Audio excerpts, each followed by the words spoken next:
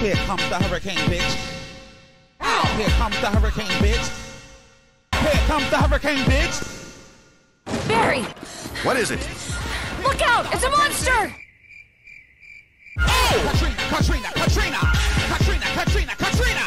Katrina, Katrina, Katrina! What the hell is this thing?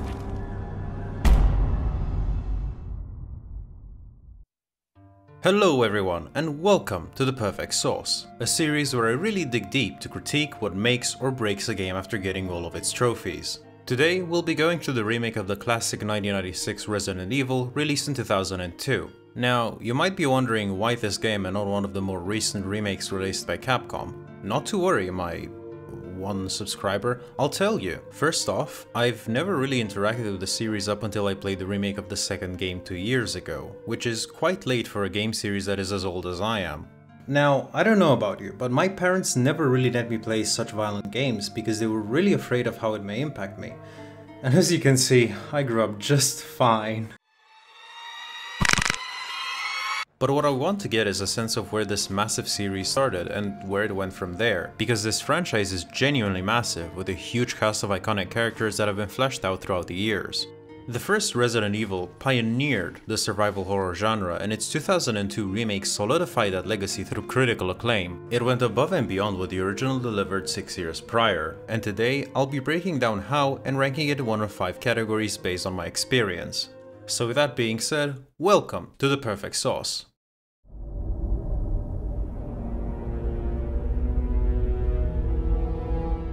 Let's start by shortly introducing the premise of the game. You play either as Chris Redfield or Jill Valentine of STARS Team Alpha. Their mission is to find out what happened to the STARS Bravo team, who were sent in the area to investigate several cases of murder and cannibalism but never came back. Once on site, the team is chased and isolated in a nearby mansion. From here, the game starts proper and you're left to unravel the mysteries of Acclaim Mountain while also searching for a way out. Your objective will have you encountering zombies, managing a limited supply of resources, interacting with diverse puzzles, and going through other nearby locations. Throughout all this, you'll discover how the area was used for experimentation purposes by the Umbrella Corporation and encounter the various monsters it created, setting up a villainous entity that will affect the series for years to come.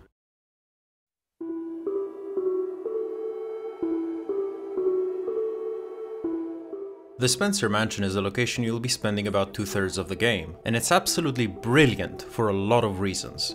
Let's start at a surface level. You start out in this entrance hall, which is massive.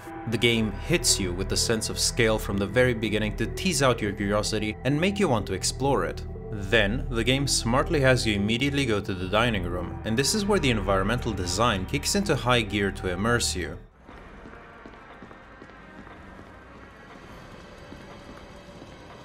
You see, the main hall itself is rather squeaky clean. It doesn't do much other than play with your sense of exploration, but the rooms themselves are decrepit, intensely so. The game is heavily atmospheric, and the dining room is a perfect example as to why. Your visual senses are often overwhelmed with many environmental details. The dining room has unsettling details, like this painting with blood coming out of it, cryptic messages, and even ambient noises produced by this nearby grandfather clock. And just about most of these rooms feature such a combination of these details. There's gore, macabre paintings, and various elements of disrepair and damage. This approach to visual design makes even benign places like corridors have a distinct, unsettling feel.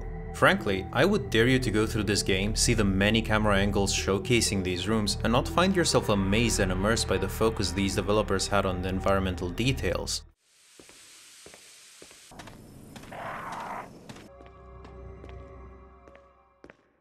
Speaking of camera angles, the game makes masterful use of them not to just benefit the atmosphere, but also communicate things to you. Early on, you have this gallery room and you can distinctly make out that there's something held by the statue in the center. It's a subtle way for the game to teach you that you can actually move certain pieces of furniture.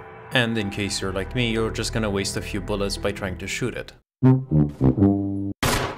Later on, there's this trap room where you have to push a statue in position, but the walls close in on you in the middle, and the camera placement is smart. You can just about make out that there is space on your right which holds the key to solving the room. From a gameplay perspective, this is all really nice, but where these angles shine even more is from an atmospheric standpoint. There's quite a few places where the camera is placed behind you, but it's slightly tilted. This is known as a Dutch angle, which is used to convey feelings of tension and unease, and they're used to great effect in Resident Evil. Take a look at this sequence here in the cemetery at the back of the mansion. You unlock the crypt and then have this long stairway downwards. By itself, this already looks heavily cinematic. It's dimly lit with fire from behind a grate on the side, there's some weird noises you can hear, and it's all enhanced by this slightly tilted Dutch angle. This is just one of many uses of this camera technique, but it just stuck with me because of how intense it is, given that it's really just a creepy stairway. Apart from that, there's other ways the game plays with its camera placement for dramatic effect. Back in the cemetery, there's this small bit where the view changes to be behind the iron fence on the left. And this is not just a nice atmospheric touch. On harder difficulties, zombies will spawn here and you get to see them walking menacingly towards you from this perspective. It's very clear to me that the people behind this game genuinely understood and mastered how camera angles can be used as a horror device. The mansion itself is not just huge, it's a massive maze of interconnected places and secrets for you to discover sequentially. The main exploration gimmick is that you can't just access every room. You'll need keys, items, and even encounter doors that don't open from this side. Resident Evil is the original Soulsborne. You'll have to find each of the 4 mansion keys, and if you're playing as Chris, also find several old keys. But the nice thing is that finding these keys is often challenging, which is a good thing because you'll get to familiarize yourself with these new areas you gain access to and how they connect before you find the next key. This is an essential gameplay component you have to learn in navigating the mansion, because while there may be 2 or more ways to reach, say, a safe room, some routes are shorter but not as well secured, or vice versa. And you'll never get lost or too confused because you always have your handy map. Helps to have a map. And the game completely respects this component. It'll always show you how everything connects and the doors you haven't unlocked yet and could check out. You can also find maps of different sections, and that's even better because you get an idea of the areas you can look forward to exploring in the future. Just as well, there's other areas besides the mansion, like the residence, the underground, or the laboratory. None of them are as complex as the mansion, but they aren't linear sections. You still have to pay attention, explore them for resources and essential items, all the while the amazing attention to environmental detail carries the atmosphere. Just because other areas are not the mansion, they don't receive any less attention and are made to engage you despite being more self-contained content. Here's a really cool bit from the residence as an example. There's this small hallway bit that has some holes in the ground, and if you pass as is, you'll be grabbed by a tentacle which takes some of your HP away. It's not just a nice set piece to introduce a boss you'll be encountering later, but also a puzzle. You'll notice a box you can push to cover one of the holes and prevent the plant from grabbing you. I felt pretty good about outsmarting it, until I realized that I didn't, because the plant will use the other hole to grab you. This pushes you to realize that what you have to do is block the other hole and use the boxes nearby to safely navigate the hallway. But do you see what the smart design did? It engaged me once with what I thought was the solution, and then engaged me again to discover the actual solution. This is one of the small ways the game commands your attention, through really smart environmental design, either as a set piece or as a gamified puzzle. But there is another major way in which the game commands your attention.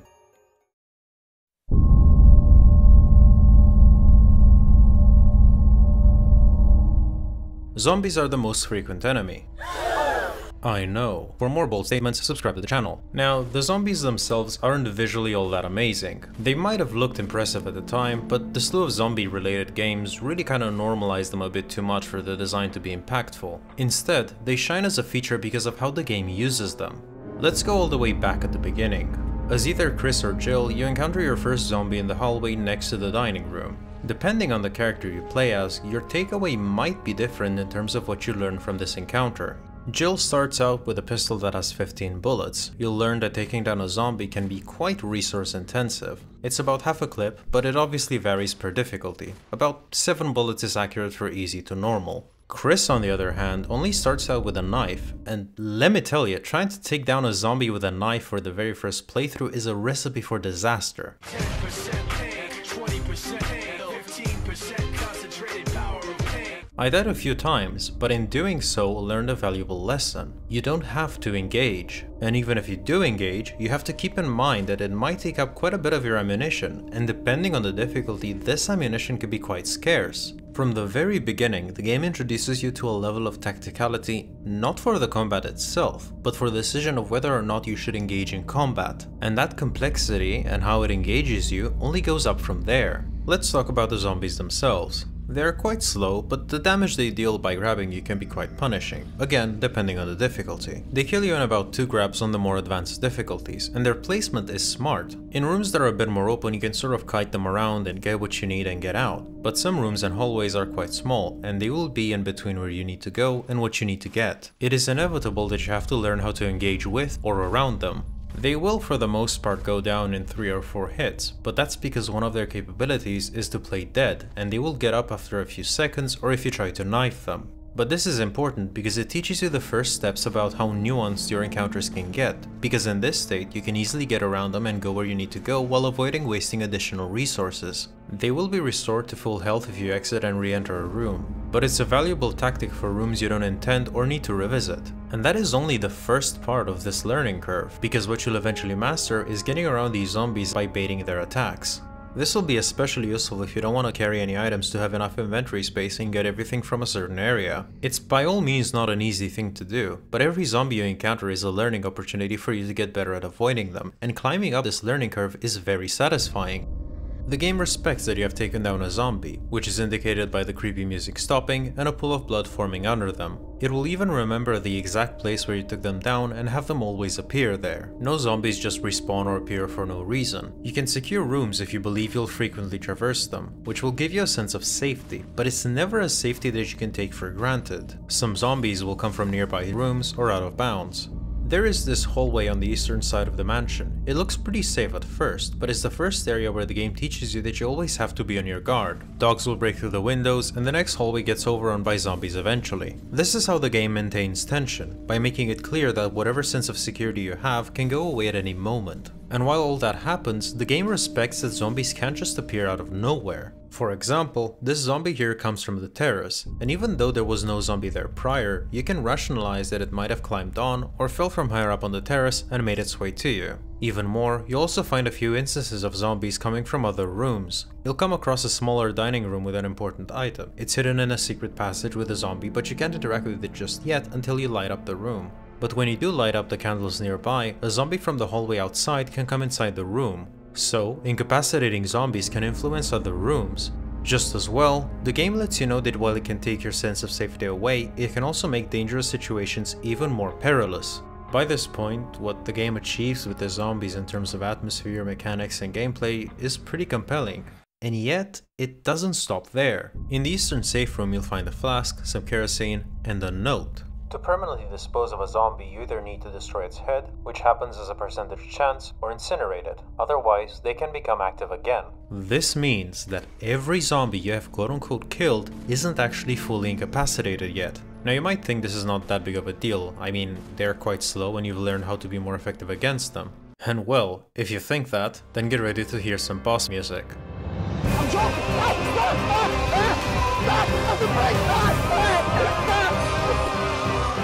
Any zombie you have incapacitated, or was already incapacitated, can and will eventually turn into a crimson head sooner or later. And this is yet another way the game retains tension. Rooms you have considered safe will, from this point, not only be a risk, but a pretty dangerous one. And that's because crimson heads are far more dangerous than your regular zombie. They can run, for starters, and can chase you down fast and reliably. And if that's not enough, they also swipe really fast and can really stagger you to prevent from fighting back, which they usually follow with a grab and snack. Oh my gosh, so creamy. The best course of action against them is prevention as opposed to combat. The flask you have can hold up to 2 charges of kerosene, which you can find in these containers across the available play space. Upon using the flask while standing on a downed zombie, your character will burn their body and eliminate the threat completely. However, kerosene is a finite resource as well, which is another form of resource management you have to pick up and choose when to use. This is absolutely fantastic. By giving zombies the opportunity to come back stronger, the game finds yet another way to maintain tension, while adding yet another layer of strategic choices with a scarce resource you have to be tactful in using. This is what's brilliant about this game. There's never a situation where you can really turn your brain off because the game always engages you. On a microcosmic level, your feeling of safety can be challenged at any point and you have to pick your engagements carefully. As a macrocosm, the game engages you to always think about the route you take, how previous encounters can affect you later, and to be mindful of using resources because they're finite, even more so the higher in difficulty you go. And this design methodology remains faithful to the other smaller and more self-contained parts of the game, like the residence or the lab. Let's take an example from the lab. There's this section where you have to bring fuel to another room to restore power and take the elevator down to one of the final encounters of the game.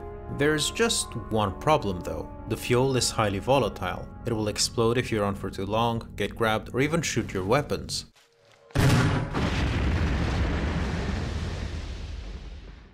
This is not just a really smart way to play around with the game's pacing, it also requires you to, again, be forward thinking. Specifically because of these limitations, you'll want to clear out any enemies that would be in your way, and this can be a problem if you've made liberal use of your resources up to this point. And even then, the possibility of any zombie turning into a Crimson Head would be a death sentence. What this game achieves with its zombie design is absolutely fantastic, and it's an absolute masterclass in enemy design, really. You tell me if there's any other game that is at this point able to create such gameplay and atmospheric resonance from enemy design quite like this.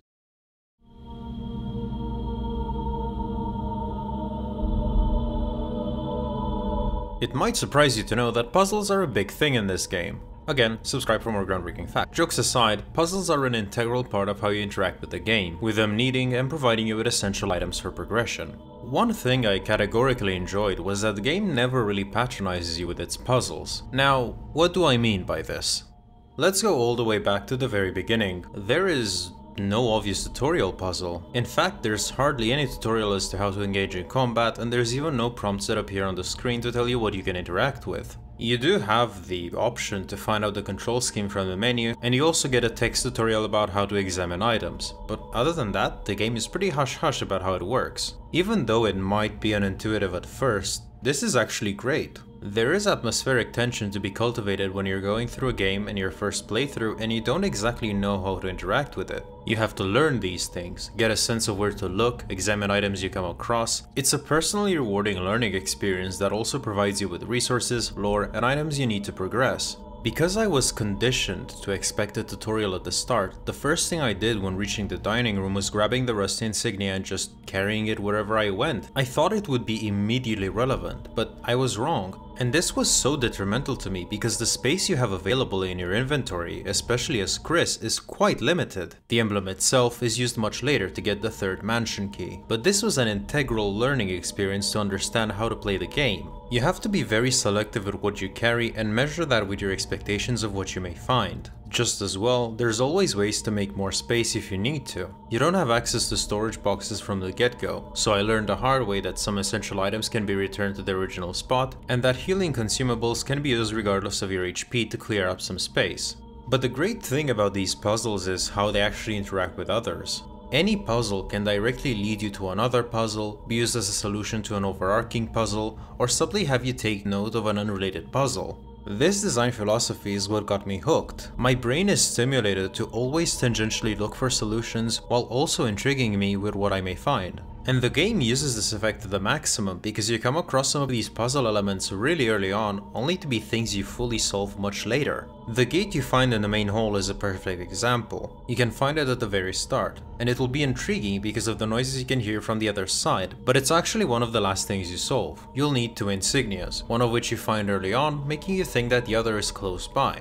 but it's actually not. You'll come across the two items you need to create the other at a much later stage. Instead, you have to take the insignia out and use it to access another part of the mansion grounds, eventually returning for it when you have the other insignia. This really challenges the usual take item and put it here convention by tying it with other mechanics. Just as well, the game makes full use of the ability to examine items. You can examine any item you want, even stuff like ammunition, and you can turn the item around to examine its 3D model. The cool thing is that any angle you inspect an item from can lead you to finding different stuff. A highlight of this system is one of the jewelry boxes you get from the Sleeping Knights puzzle. The box itself is a puzzle, so it's a fantastic case of a puzzle leading to another puzzle that is used for an overarching puzzle. Inspecting the box provides you with a riddle, saying "Sunshine will awaken me." I was a bit confused at first, thinking that I need to find some sort of sunshine ray, which, yeah, I know it's stupid because the game takes place at night. Upon closer inspection, you'll find 4 buttons, and the sun and moon insignias you have corresponding to the shapes of the buttons you actually have to press. Later still, you find part of a key you have to use to activate an elevator. It's initially incomplete, but once you find the other half and examine the complete item, you'll notice some Roman numerals, and lining them up reveals the correct code combination to activate the underground elevator. This is what I mean when I say that the examination mechanic is really pushed towards the maximum. There's a lot of considerations as to how they interact with puzzles and the lore you get out of them, and it all feels very rewarding.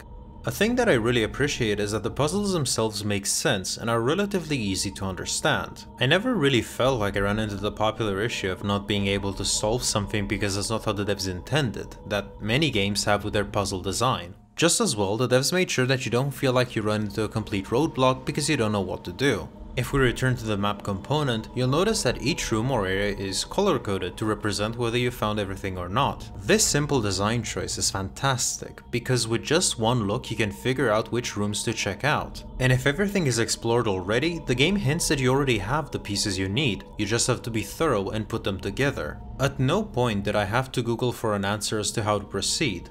Okay, well, there was this one time when I didn't know about the passage from the waterfall, but even then, it was my fault, because I did at some point interact with the waterfall and it hinted that there's something behind it. The problem is that I just forgot by that point. And that's the thing about these puzzles, they're easy to comprehend, but they require you to pay attention and remember them. And because some puzzles are made known to you at the very start, but can only be solved later, the game challenges your engagement throughout the adventure. One last thing I want to take note of is how some of these puzzles play around with other design features and mechanics. I already mentioned a bit with the fuel and how it plays with the pacing by forcing you to limit your movements and combat capabilities. But the opposite also happens. There's a few times where you have to act quick to save some characters. A highlight is how under certain circumstances when playing as Chris, you'll be captured by Plan 42 and have to switch over to controlling Rebecca to save him. Under a time constraint, you have to create an item called V-Jolt by combining 3 liquids together in a specific way. The way to make it is shown on a wall nearby, but the tension this setup offers is absolutely amazing. Any mistake you make in this combination can potentially thwart your progress, and it feels really punishing. And even after you make it, you can't relax just yet because you have to make a lengthy detour towards the plant's roots in the underground aqua ring. Apart from that, there's another jewelry box that introduces a one-off jigsaw mechanic, a room that has you make use of a somewhat stealth mechanic to get jewels that would otherwise be locked in place by this stuffed eagle that watches your every move, and a puzzle room that punishes you if you don't pay attention as to which colored jewel you give to the statue. Why did it have to be snakes? Sometimes the puzzle itself makes clever use of a room's interior design. Let's take a look at the greenhouse. There is a plant here that you need to get rid of by using chemicals in the water filtration machine. You get the chemicals from the eastern area of the house, but once you use them, you have a choice of releasing it through either the green or red valve. This is where the room's design comes into play, because if you take your time to look around, you can see 2 colored pipes. The red one heads to the plant and the green one to some healing herbs. So, using the red valve kills the plant, but if you're not paying attention and choose the green one, all of those healing herbs become useless. It really is a fantastic thing for the game to reward you by coupling a puzzle with environmental details. And that's the great thing about Resident Evil. The devs really thought about how to make these puzzles creative, rewarding, and work in congruence with many gameplay aspects. I don't really think that there's a lot more that they could have done at the time to make the game more engaging and intriguing, and I haven't even talked about some of the other puzzles like the passwords for the lab, or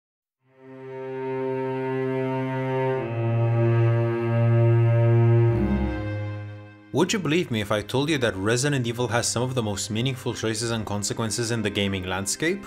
I know I might sound a bit pedantic, but it really puts a lot of modern games to shame with their stupid choose dialogue option and have consequences now. I'm frequently reminded by the slew of player choices in Telltale games and how they don't really matter because everything in the story ends up happening exactly the same way. Resident Evil is not built from the ground up with the idea of player choices being the main way you interact with the game. And yet I feel that they're more impactful than games that are built with that principle. They don't just affect the story and the ending itself, but can also give you access to some pretty neat stuff. Let's take a look at the first such instance you come across in the form of Richard. You get access to the room he's in through the armored key and find out he's been poisoned. To help him, you have to retrieve a serum, and retrieving this serum is not just time, but also a choice. You don't have to save him, you can just go on ahead and do other stuff. But if you do end up saving him, things happen differently. As Jill, Richard will bust through the door when you encounter the giant snake to support you. You don't really need to engage with the snake in keeping with the game's fight or flight design. You can just grab the key item, the mask, and go away, and if you do, Richard just dies off screen and that's about it.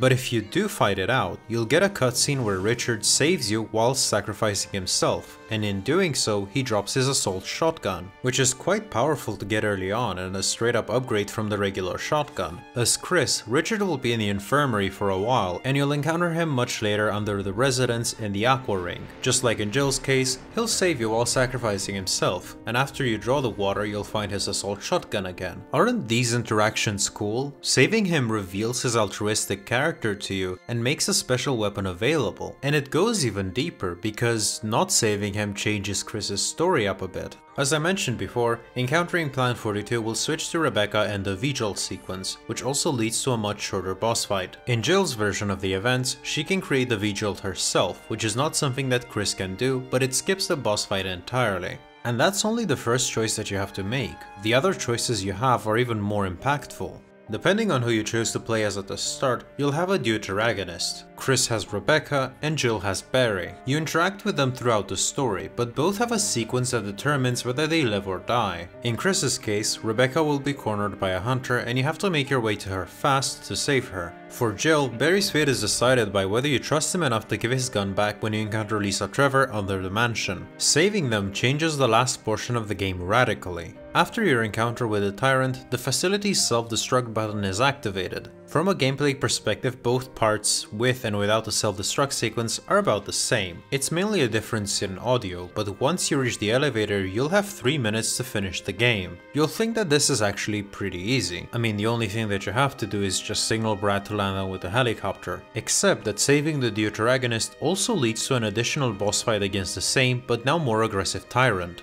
If you decide or are unable to save Barry or Rebecca, that means that the self-destruct sequence is never initiated and you don't get to final fight against the Tyrant. But this also leads to what is considered to be the worst ending. But this is not even the full extent as to how your decisions influence the story, because as Chris, you also have to rescue Jill and vice versa. Saving the protagonist you didn't choose is yet again a masterclass in design. Saving Jill or Chris is something that you do at the very end of the game. You'll have to collect 3 ammo discs and use them on 3 readers spread throughout the lab. Now, 2 of these discs are actually in the lab, making you think that the last one might be in the lab as well, but it isn't. The last one is actually in the mansion, all the way back in the room with the tiger statue. If you've been thorough in your exploration, you would have already gotten it, which is just another fantastic way the game rewards you by engaging with its design. You will have no idea what this item is for, but once you get to the lab and interact with some stuff, everything clicks together and you'll know what to do. You'll realize how the game used a sense of mystery around the mansion to guide you towards its best possible option. And indeed, saving both characters as either Chris or Jill will give you the canon best ending.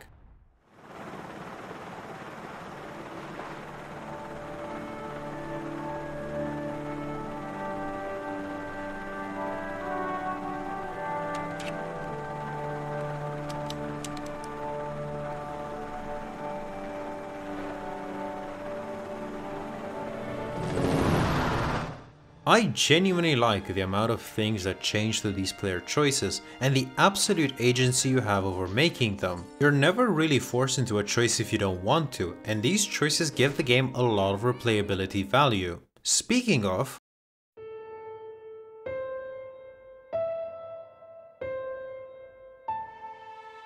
Replayability is a huge factor in this game. There's layers upon layers of things that can make each run different, with player choices being a testament to that. But you also have difficulties, which impacts massively things like enemy placements and the resources you have at your disposal. I will be returning to the difficulty bit in a minute when I talk about the game's additional modes. For now, let's take a look at the very first decision you have to make, playing as either Chris or Jill. The way they control is pretty much the same, but there are several differences between them. Combat-wise, Chris has more HP and deals better damage with his knife, while also reaching further. However, Chris has only 6 inventory slots, while Jill has 8. And that's not a difference to be taken lightly, because inventory space is one of the bigger restraints the game imposes on you.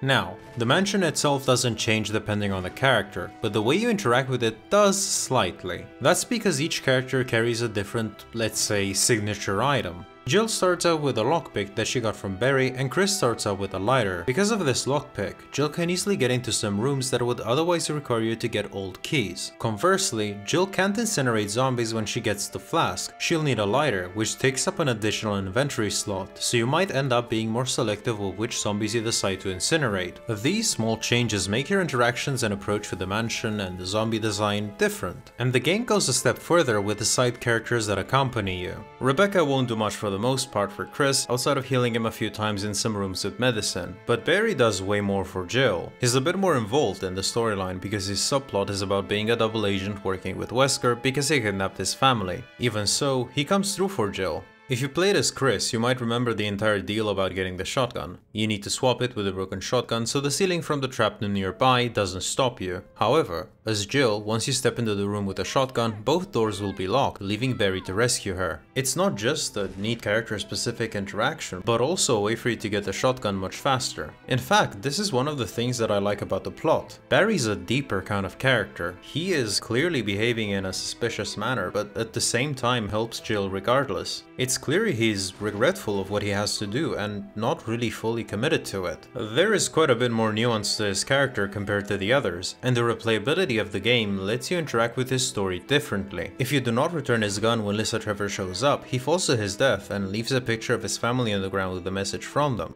Aww. But who cares, you get the best weapon in the game! Barry's Magnum is unironically the best weapon you get in the game. You may not reload it and it only has 6 bullets, but it one-shots everything, even the Tyrant itself.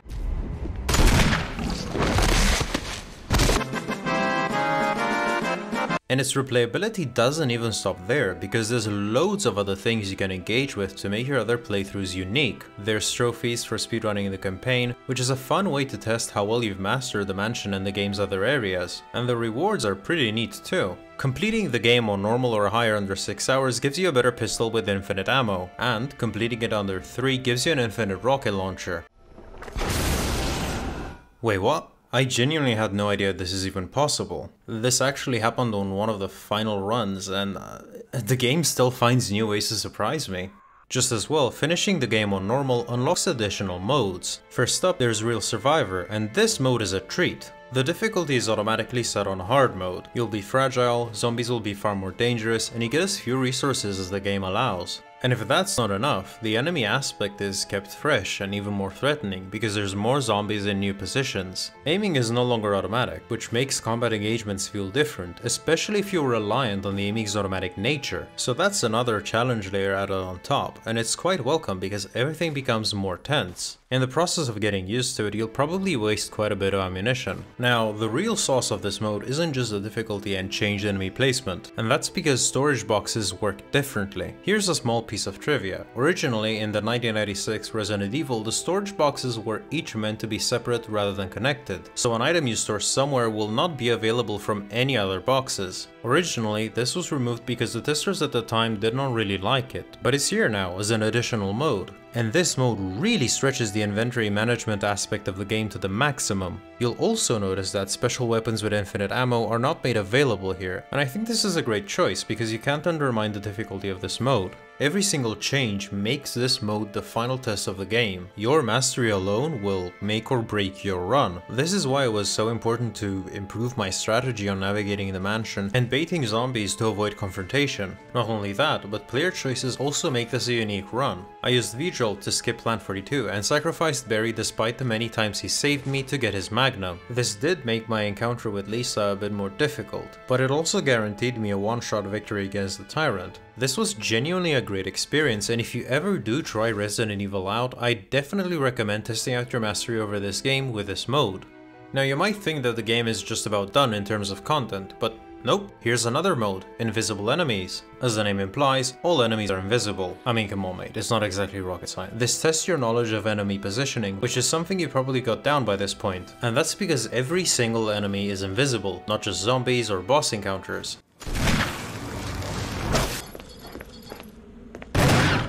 Enemies that grab you will become visible briefly, but will go back to being invisible once they've let go, so the game does give you an idea about where to shoot once it's punished you. Other than that, there's another neat way you can see enemies, though it very much depends on the room. Their reflection reveals them, so rooms with mirrors or puddles will be easier to navigate. This is not a reliable strategy by any means, but it's just a nice way enemies are made to interact with the environment. That's about it for this mode, it's just a fun little challenge. But clearing it rewards you with a message from the game's director Shinji Mikami, congratulating you and thanking players for making this game special. This is nice and somewhat of a rarity I feel in the modern gaming industry. I mean, usually when you're thanked for playing a game it's because it's shutting down. You also have some concept art for cut content, but that's about it.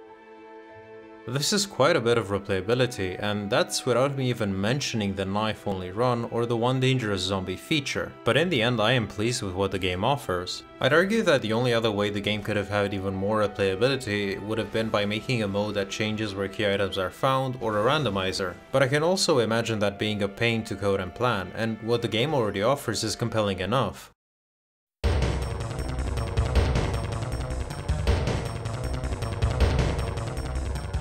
Because this is a remake, I find it valuable to stop and reflect as to how it compares to the original, and honestly, it's great. The game keeps the same overall gameplay principle as the original, individual rooms that you explore via a set camera position. The movement scheme has been changed to be more responsive to the joystick, but the original tank controls are still there if you want to pick them up from the options menu. But what I specifically like is how the game keeps the transition between rooms with this door animation principle. It was a necessary thing back then due to memory limitations, and I'm not completely sure it might have been necessary for this remake. There's actually quite a few instances where rooms sort of combine, but I genuinely like that this transition between rooms and areas is kept. There is something inherently atmospheric about the ambient music and any other noises being muted to make way for the door visual and sound effect. I was always hyper-focused on the possibility of the game trying to throw a jump scare my way, and even though I absolutely hate jump scares because of their cheapness and overuse, I would have said that the game does actually earn the right to do it.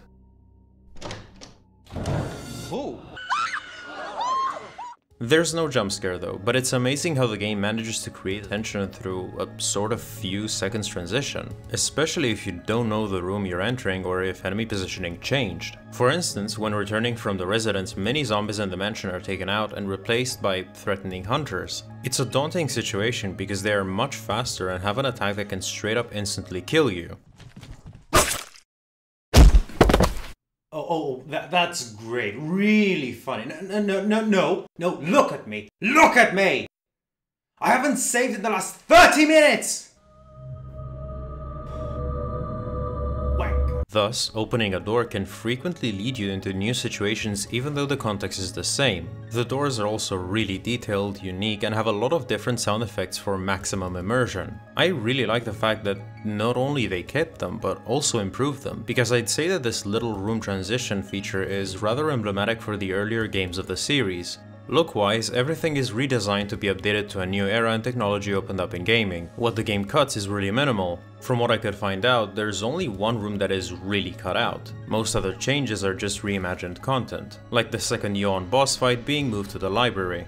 There are some other changes as to where you find some key items, but that's because this remake actually added a lot of content. In the original, you'd find 2 sigils needed to advance, but here you only find 1 sigil and it's used for an optional puzzle. You can use this in the newly added section of the courtyard. This is how you now find the Magnum, which replaces the coiled python you'd find in the original. This used to be your reward for completing the tiger statue, but it now gives you the MO disc instead. Just as well, the Aqua Ring wasn't a big area in the original, but it now exists because they wanted to expand on the idea of underwater BOWs that Umbrella is developing. The original did have sharks in shallow water, but it was a very straightforward section. The remake not only expands on it by adding a threat in the form of Neptune, but also creates a lot of tension. The room has a lot of sharks to hamper your movement, and if you stick around for too long, Neptune itself will kill you. Even more, the boss fight against Neptune is a tense puzzle. You have a limited time because Neptune visually tries to break into the room and you have to keep your composure as you discover how to properly drain the water. Some content is completely new. Lisa Trevor was not originally in the game, but adding her allowed the devs to contextualize the happenings around the mansion even more. You get to read about how cruel Umbrella was to her and her family and the inhumane experiments performed on her that in no small part influenced the many games that follow.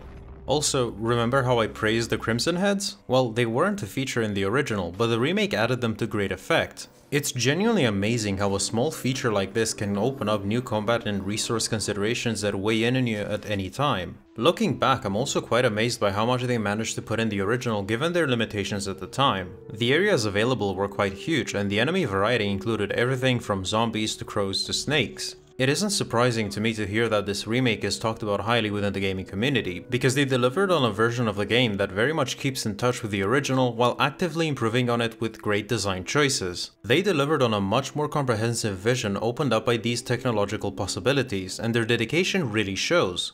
In the end, this remake is what I actually hope to see from a remaster. I know it could arguably be classified as a remake, but when I look at the sad state of what a remaster is in this day and age, I find it hard not to wish that things were different. Whenever I look back at the concept of a remaster, I remember Ubisoft's Assassin's Creed series and how it's fine to just release a game with a few graphical touch-ups and some bug fixes if they felt generous, all the while actively taking out content that was available in the original, like its multiplayer mode that me and many others really enjoyed. I've always felt like its exclusion was meant to just limit player access to it in an effort to justify shutting them down entirely in the originals. Hi, this is Michael from After Editing. I just actually realized that they did shut them down last October. And honestly, it's pretty sad considering that it's sort of like a piece of gaming history going away. I always thought that publishers like Ubisoft could do a bit more to preserve content that you have actually already paid for. It's not like Ubisoft couldn't just make the multiplayer be peer-to-peer and have progress saved locally. But Ubisoft is Ubisoft, and Ubisoft is lazy. Okay, I'm gonna stop now because I think I can go on this tangent forever and this is not really the point of the video. What were we talking about? Oh yeah, remasters. Even series that have had much more success or are even more fondly looked upon haven't had much luck with the remasters. Some of you might remember how Dark Souls Remastered was a complete disappointment, having just a graphical upgrade and adding a bonfire. A lot of glitches were still present and players took particular umbrage with a certain area that is left as is, despite being recognized even by the developer team of being incredibly rushed in the original, which is really disappointing given the lore implications of the location. I think you know exactly which place I'm talking about. It's that place full of undead dragon ass. In an industry full of publishers that would much rather remaster a game to get money for minimal effort, Capcom stands proudly as a publisher and development studio that would much rather deliver high-fidelity remakes. No, not that one. And this all started in 2002 with the Resident Evil remake.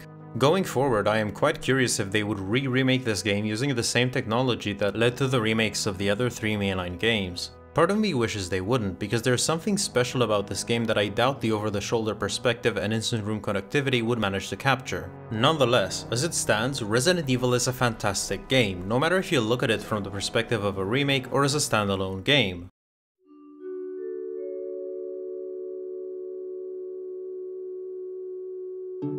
Now, I really like this game. It's been a genuinely great experience, but I also think that it's really important to recognize that it does have some flaws. For instance, it's a bit strange that the mansion links to the lab, especially with the means of access being so convoluted. But it does look like there are some more convenient ways to get access to the lab for its personnel, and the mansion simply masks the location. It's not really a hill I'm willing to die on. I do however think that it's important to talk about the inventory system. I mentioned before how the inventory is quite limited, especially as Chris. On my first playthrough as him, I also wanted to get the every nook and cranny trophy that requires you to collect every available item from every room. And it's a bit annoying to have to go back and forth to some rooms to be able to clear them out. This isn't to say that it really breaks the experience, because it's just an optional self-imposed challenge for a trophy. Just as well, I don't necessarily think the additional inventory pouches would have been a must, but I'm not completely against the idea. Instead, I want to focus on a technical quirk of sorts. When you have a full inventory, you obviously can't pick up anything else unless it's something that doesn't take any inventory space, which is a rarity.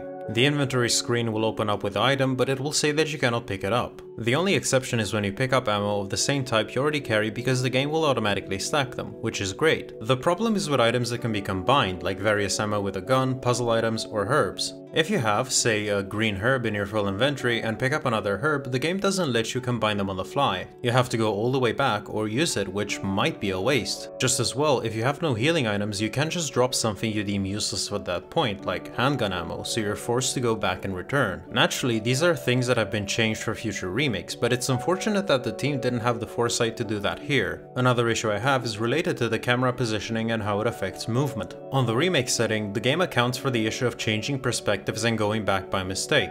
Your character will keep going in the same direction after the camera changes unless you radically switch the joystick positions. For the most part, it's a good system, but there are some issues. Sometimes the camera obscures zombies that realistically you would be able to see, which leads to damage that feels unfair. At other times, the camera changes perspectives a lot in just one sequence. The trap/puzzle room with the moving walls, for example, needs you to interact with a button which resets the walls and gives you a short time to move the statue to the correct spot. This is quite time sensitive, but going from the button to the statue changes the perspectives up around 5 times in quick succession. It's really easy to mess up your direction because of it, and it's not something that really feels under your control. At worst, this can lead to you dying because the sudden perspective change just sends you into the loving arms of a zombie. I had this happen with Lisa in her cabin, and it's not great because you don't want to make a death feel unfair and out of the player's control. Whenever I recklessly went on ahead, I did so being at peace with the fact that I might die, because I just wanted to know what I should be prepared for. It was my own decision and consequence, but when this happens because of the cameras, it feels a bit frustrating, especially if you're doing a run on real survivor mode and try to optimize your route and engagements as much as you can. You don't want to know how difficult it is to bait an enemy and avoid them when you're in between 2 camera perspective spots. I would also ding the game on the voice acting. It's not that big of a part within the game, but I think some of these lines could have used a double take. There's only one way to find out. Chris! Chris! Wesker, you've become senile. Chris, this way. Chris, this way. Chris, this way. I also have to note how some of these subtitles have various misspellings. This conversation between Chris and Rebecca is a very good example of that. They are limited to a few cutscenes, but it's striking how they miss these considering how well and professionally the game is put together. I also have a small grievance with how either Rebecca or Barry don't exist depending on the character you choose, but that's about it. In the end though, I can't really say that these issues were all that impactful on the overall experience. Sure, the camera thing is annoying under duress, but in time you learn to adapt to it. And sure, the voice acting is fine with a few pretty bad takes, but it doesn't hold the spotlight since the game isn't really meant to be too narrative and dialogue intensive. So I think it's time to conclude.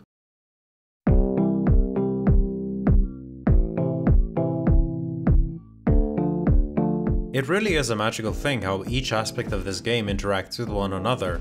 The tension and engagement created by detailed environmental and enemy mechanical designs, the intriguing mystery each room and puzzle posits and the satisfying sensation of getting it right, the fact that you always have to be on your guard and considerate of how and when to use the limited resources you have at your disposal. Each of these things are congruent elements that factor in your playthrough at the same time to provide you with a feel that is unmistakably Resident Evil. It's a great experience to come back to, whether it is for purely gameplay reasons or to experience a part of gaming history. I've engaged with it on that level, and it's fun to see stuff like the original's really campy intro cutscenes, or even smaller stuff like the John Ada puzzle being in the original and hinting towards a character that would become a series staple in the years to come. One thing I haven't really mentioned about its survival horror genre is how Resident Evil doesn't really focus on the scary aspect of it, or at least I didn't really feel like it did. Instead, as I mentioned before, it rather focuses on atmosphere and tension, but I think this was quite the eye-opener for me.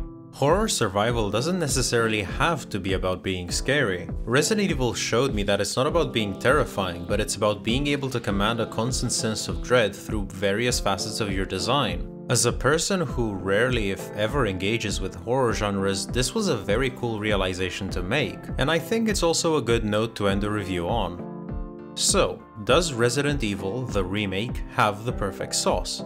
Yes it does.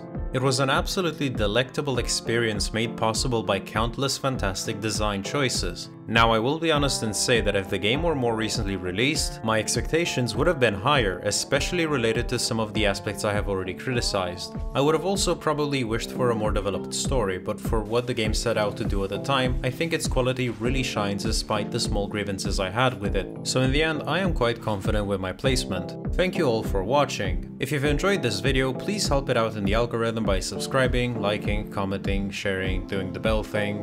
Did I get everything? Yep, that's about it. So thanks again for checking the video out, and see you next time.